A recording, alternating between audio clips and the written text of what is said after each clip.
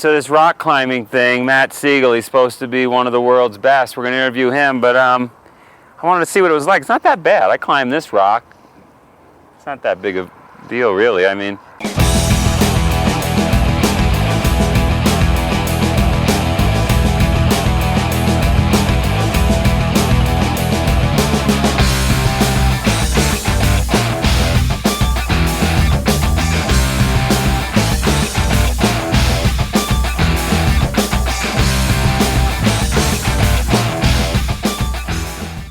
SpartanUpPodcast.com here with Colonel Nye, of course, and Mr. Just Joe DeSena. Just Joe. It's just fine. Average Joe.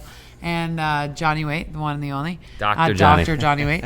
And today we are in Boulder, Colorado at Segal Optics with Matt Segal, who is an incredible rock climber. You're in Pittsfield. I'm in Pittsfield. I was in Boulder. The average Joe's going to Boulder. Yeah. No, I was in Boulder. It was awesome. Ted Kennedy hooked me up.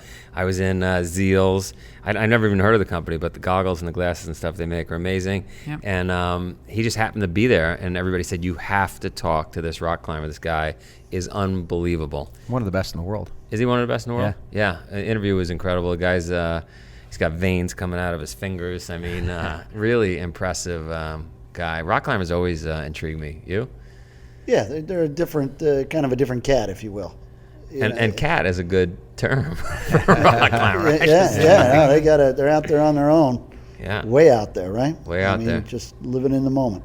So let's see what he's got to say, and who knows, maybe we'll harness up afterwards and go for a rock climb ourselves. Sounds good. All right. We are in Boulder again at Segal Optics with Matt Segal, famous climber, right?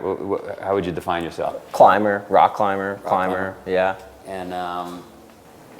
And people are pretty impressed. I mean, you're sponsored. You create first ascents. You've been, what do you do, a marathon of climbing, someone said? That would be a lot. Though I am training for an actual marathon. Maybe that's what. That's what I heard. Mike was. Yeah. I am actually training for a marathon right now, but just running marathon. Okay. Yeah. I think you're doing 26 miles of climbing. I'm not a runner by any means, so that's that's what I was saying. As per climbing, we're not don't have to be that cardiovascular fit, but we train a little bit, a lot of hiking. Oftentimes, I was just in Canada in the mountains, and there's a lot of hiking, every day, but carrying a lot of gear. Carrying a lot of gear. Like what do you typically in weight? What are you carrying? It depends. I mean, a couple times a year, for say establishing a base camp, we'll have a day where we'll carry really heavy loads, 80 pounds or something, and then every day after that we're carrying a lot less weight. Yeah, so many people spend so much time in the gym moving around weights, but pound for pound, I would imagine a climber is probably stronger than most. Oh yeah, for sure. Right? I mean, I would think so, but for weight to strength ratio, for sure. I don't think people can beat climbers. I mean, you guys. Yeah, probably not. I mean, I don't. Gymnasts too, I think are super strong, and it seems like a lot of the other kind of fitness-oriented training stuff where you are using body weight. Those guys I think, can be pretty fit. But yeah, oftentimes for me, for training, I'm not doing that much weights. A little bit, but a lot of it's just my own body weight. How many years have you been climbing?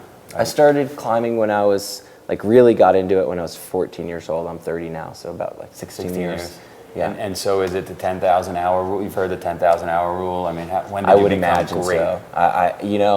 I don't know. For me, I just read a little bit about the 10,000 hour rule, and I think it's interesting for sure. I don't know when I technically reached that amount of hours of climbing, but for me, climbing is not just a physical activity, not just a way to get fit, though it is. It's also kind of a way of life, and for me, it's evolved a lot over the last 16 years from being 14 years old and training and competing and being really serious and really regimented to moving to Colorado and starting climbing outside more and just enjoying being outside and going on adventures, and then kind of now at a point where I use both. I train inside, I experience adventure outside, and I kind of put both of them together, if that makes sense. It actually makes perfect sense. I recently interviewed a swimmer who swam like most competitive swimmers in the pool. That's okay. That's a climber's alarm, I guess. Yeah. That means get your carabiners out and your ropes. Remind me. Cancel. Remind me. Sorry. That's fine. That's terrible. It's not By the my way, first on interview. his camera, I swear. on his phone is a picture of what else? A mountain. Yeah, that is a very special one too, actually. Why? What's special about? Let's take a picture of that. Let's see what we got. Let me pull it up. Hang here. on, there's somebody hanging on a mountain. He's got a text.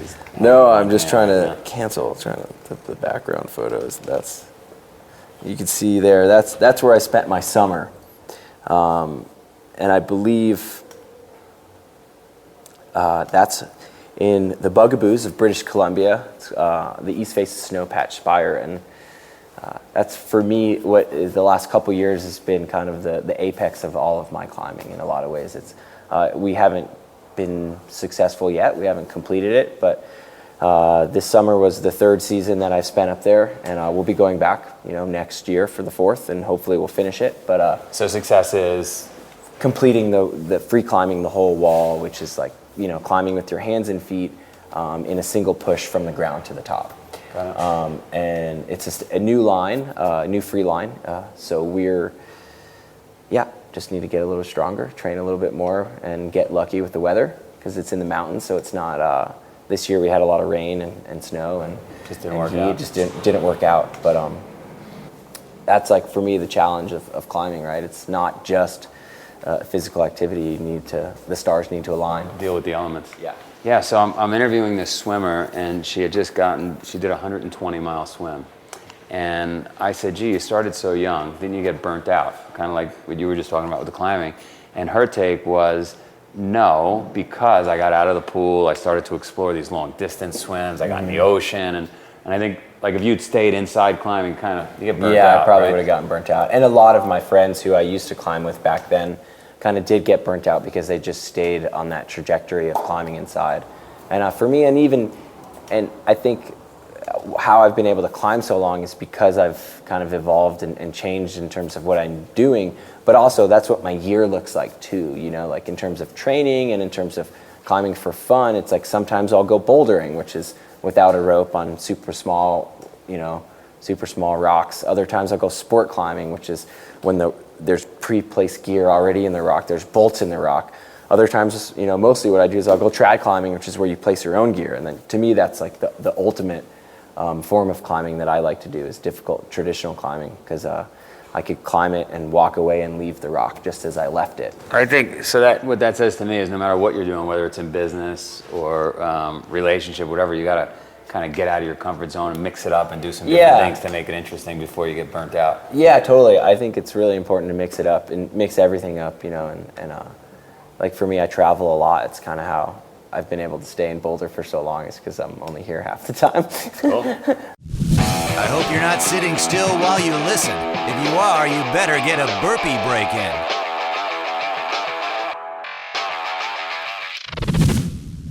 We are back. I just got done climbing with Matt here. No, I didn't go very far. I was like 6 feet off the ground. It's pretty spooky. But let's get back to what you were saying about this mountain up in British Columbia. Yeah. You've attacked 3 times. Yeah. Failed. Yep. Not succeeded yet. Sorry to say it. There's a chance you don't make it next year. Yeah. But you keep going back, and that's where most people fail in life. I think is it takes more than one time. Sometimes it takes a decade. I know businesses I've built have taken a lot longer than they should have, but you don't stop. You don't quit. What keeps you going? I think with anything, with business, with climbing, it's the inspiration, and for me, and finding what inspires you. And for me, this particular route, this particular wall is the most beautiful thing I've ever tried to climb. So why not?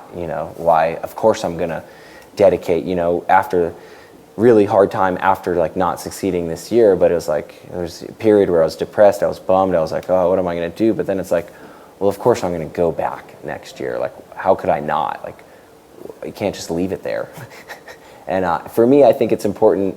The only way that I've been able to continue to go back and orient my whole year now around training for this one route is inspiration. It's not, I mean, sure, I love climbing and it's my passion, but to truly be inspired by the objective is what allows me to. So is it the objective? Is it you want other people to know you conquered? Like, will it be a big deal for the outside world of climbers that you conquered that, or not really? It will be for sure. I mean, it's a really difficult climb. It's one of the hardest of its. It'll be a big deal. It'll be a big deal, kind of. But is that driving you? Not necessarily. And I've talked about this with my climbing partner, where I go up there, and we would go up there to do this route if it was 2 grades easier, because it's that beautiful and in that crazy of a position. There's just not that many of those lines left in the world, right? Of those first ascents left. Like, so no one's done this. No, yeah. So right. For us, that's like the driving factor, and it's just a bonus that it's that much harder. That it's that much like. Here's what's going to be interesting for me. Knock on wood, you conquer it. Yeah. When do you go back? What time of year? June, July. Next June you conquer it. Do you think once you conquer it, all of a sudden it's going to be conquerable by many then, because it can be done? Is that what makes it hard, when no one's done something? It definitely makes it a little bit more difficult, for sure. And it takes the first ascensionists a little bit longer, because they have to lay the groundwork. We had to place bolts. We had to figure out the sequences. We had to there's a lot to it. I do think it will get repeated, but I would be surprised if it got repeated right away, because it's a really big commitment to be up there where we are. It's a really remote wall, and you'd have to get really lucky with good weather to be able to do it in one season, I think. Right. But I hope so. I have some good friends that I'm going to try to, once we do it, that I'd love to, rope into going up there and telling us how hard it is. Have you been filming it, or? A little bit, yeah. We film a little bit ourselves, and yeah. How tall is it? It's the whole wall is maybe like 1,800 feet. Something like that. 1,500 feet. So just because I have a lack of knowledge, start to finish time-wise, once you've nailed this thing? For us, we'll start on the ground, and it'll take us a couple days.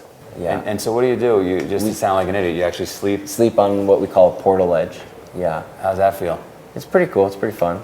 That's a cool place to be. I'm not too afraid of heights, but every once in a while, at the beginning of the season, I definitely get a little spooked up there, because you're like, it's like really exposed. Like at 900 feet, you're hanging off the wall. Yeah, you're kind of like a little. You're feeling the air beneath your feet, but you get used to it. You just kind of push through the little bit of fear that arises, and eventually, you kind of become a little bit numb to it.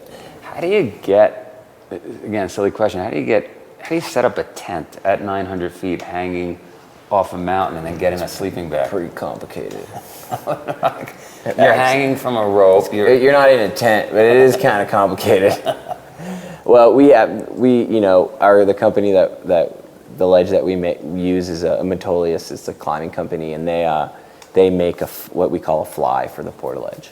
And that's basically, it's basically like a tent that just goes over the ledge. So there's no poles or anything. It's just like, but yeah, complicated. But most of the time we're sleeping on the ground and going up for the day until that moment that we're going to do the route from the bottom to the finish. So we're not really sleeping up there all the time, but we will when it's time to do we say a push, like climbing in a push. And at what height have you set to? It's 1,800 feet. So basically the first 200 meters, so 600 feet or so, is pretty attainable climbing. We can do it all the time. And then the pitches start to get really hard, and there's about a 350 foot stretch of wall that's really hard. And that's where we bivvy. And that, basically the whole thing revolves around that 300 feet of climbing. The whole difficulty revolves around that. Once you conquer that, and that really narrows down to a 60-foot section.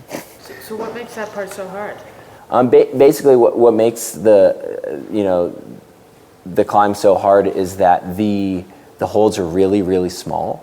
So you're basically just holding on by the tips of your fingers. The smallest holds you can imagine them and then imagine them even smaller. So that's the training that you're doing all winter, is just to get your hands... Get your fingers strong, and for climbing, it's a lot about, forearms and Sure. And that's like our main, right, like for hard So climbing. give us all an exercise. What your nails look almost filed. Yeah, they're my nails, my fingers aren't, they're not in terrible condition right now. They get a lot worse. So how do you strengthen to hang on to it? There's a lot of things that you can do. For me, what I do for finger strength is I'll just hang by my fingers.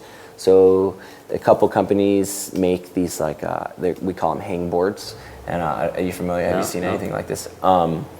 They're basically like a series of different kinds of holds that are just basic ledges, And you just hang on them, yeah. And we have systems set up that you could hang, like in our gym, we have systems set up that you could hang and take weight off if the holds are too bad, and put weight on. Nice. So oftentimes I do a lot of dead hangs, just straight hanging with weight on me. Right. And I'll hold on to holds with that are like a door frame, basically. For how long? I do like 10 seconds on, 2 seconds off, 10 seconds on. Do that like 3 times and then 5 minutes off. Got it. That's kind of like one workout. The other thing is there's a lot of companies out there that make like grip strengtheners. Balls and things. Those help a little bit. I don't use them too much. For me, I like to do, since I'm a climber, I like to do climbing specific, like actually work my hands and grab holds. How about just some advice? I mean, somebody like you hanging on the edge, pushing the limits. For anybody out there that's having a tough time waking up in the morning and getting it done. I think the biggest thing is find what inspires you. I think that's really important. It's really important to be inspired, and then to know that it's okay to fail, basically, because if you didn't fail... Not in your line of work. It's not okay. Well, I don't want you to... I don't say failing in terms of like... fatal failing. Right? Yeah, not fatal failing, but it's okay to not always succeed, because if you succeeded all the time, then you'd have no reason to try harder, in my opinion. So yeah. I kind of view, failure as a way to be further fulfilled, because it inspires me to train harder and better to live a life of failure than wells.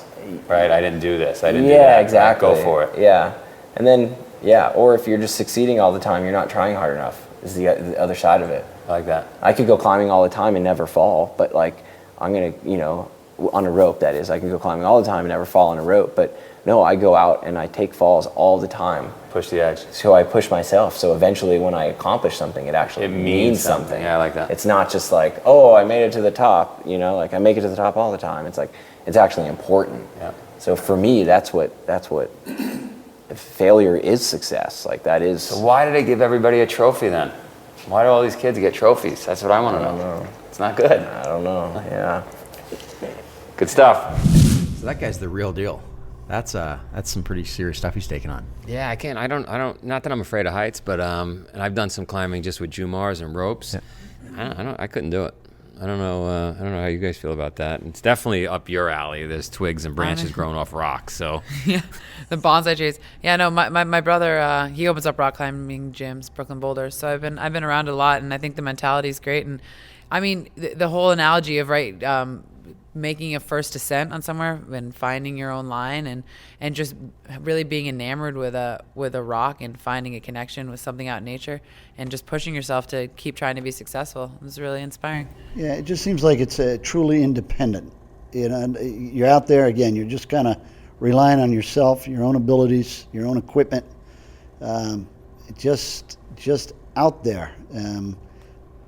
It is, to me, it's an interesting mentality, and it's different from, we've talked, a lot of these other guys are either athletes or leaders with large organizations behind them. Rock climber, to me, seems to be a very solitary event. Lone Ranger. Yeah, it is, and they're finding, you say the ascent. Mm-hmm. I mean, finding your own path. I mean, and going up, and he's done what, 8 of these? He's got 8 that he's recorded as the first ascent. Right. And something that I thought was really cool about that too, though, is he talks about being the first one. You're finding the line. You're planting the anchors, and But to become that good, he has to have followed a lot of other people's lines too. So as much as it's a solitary sport, I completely agree that it is. For him to become as successful as he is, someone else has had to have gone out and blazed the way on other ones as well. So it's amazing how, when he goes up and he sets a course, there's the question about once you achieve that, are other people just going to knock it off left, right, and center? You've said that about the 4-minute mile, right? I mean, all of a sudden, I was getting broken like crazy. Yeah, well, it's doable now in your mind. But I loved that he said, not real quickly on this one. Like, it's that hard, right? Yeah. Yeah. And, well, in fact, he's failed, 3 times, he said? Yeah, but he has a stubbornness to succeed. I really like when he said, well, what do you want me to do? Just leave it there, right? And so I think that's like a lot of things that we talk about. People don't complete a race or they don't finish something, and then they immediately go back, right? I ran into a guy who said, hey, I got to tell you changed my whole family's life. We said, how? He said, my son found Spartan Race.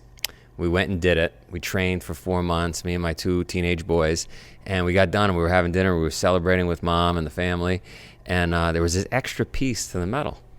And my older son came over and said, Dad, this thing's driving me crazy. We've got to go.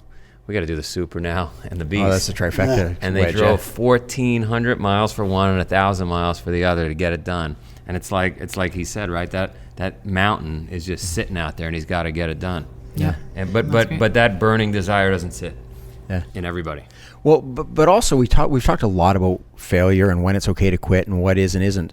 But what I really learned from this one too is that he didn't get up that mountain. That's not failure, because the mountain's still there, right? You're not going to every single time you go out achieve the goal that time. But if you go try and say, well, I guess I can't do this, then okay, then you failed. Yeah, the goal remains the same. Right? Yeah. Get up the mountain. Yeah. If it takes 3, 4, 10 times. Lose some battles, but win the war. Right. Yeah, Right? He's still going to go up. I mean, it's just single purpose focus. You know, I mean, He's getting that done. He's got it Making in, the boat in go his faster. head, and it's going to happen. And Yeah, again, we should head out there and film it. Oh yeah, that'd be very cool. And it sounds like it's quite a place. And that's the other thing I loved is he said, I'm doing this because it's so incredibly difficult. But you can tell he's in the moment too when he said, even if it wasn't as difficult, it's such a gorgeous, beautiful place. And you think about rewilding people and getting them back to nature. Here's a guy who just lives there. That's what he does, right? Found his passion. Yeah. Yeah. So That's always inspiring. We need passion. a camera person to to say, are we? Get Alex when you Hanel. said we, He are doesn't even we? need Are we talking ropes. Marion? Yeah, well, you'd need a camera person that could handle that kind of hike and stuff. That would be the issue. I think we've got one. I don't know.